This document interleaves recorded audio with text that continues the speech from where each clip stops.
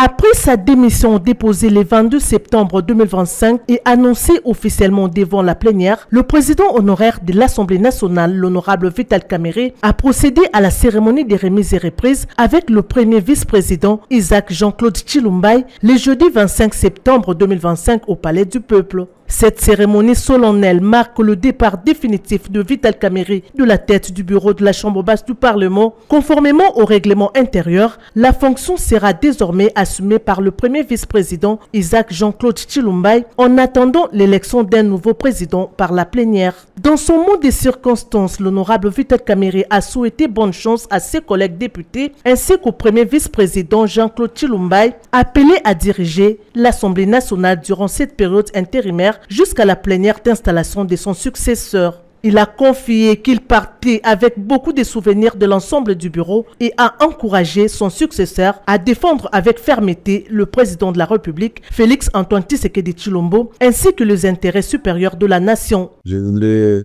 vous dire que les affaires de l'État continuent, les hommes passent, les institutions restent. Je vous souhaite bonne chance pour la période que vous aurez à gérer cette grande institution, la deuxième de la République.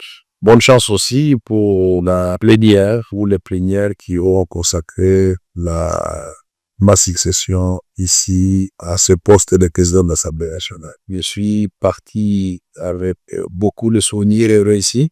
C'est pas la première fois que je parte. Je souhaite bonne chance aux autres. Merci pour l'amour et la collaboration dont vous m'avez témoigné.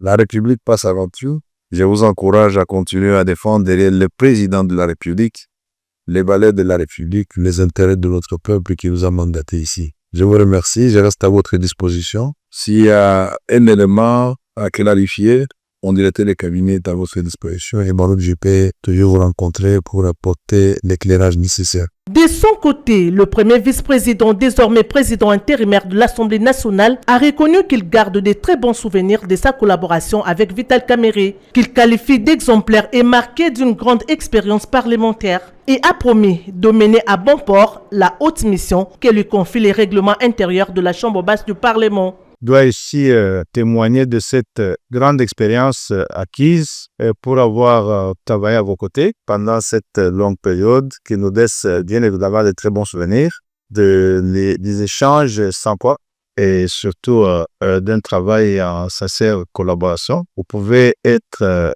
rassurés que, comme souhaité, nous tenterons de mener à bon port la courte mission qui nous est confiée ici par notre règlement.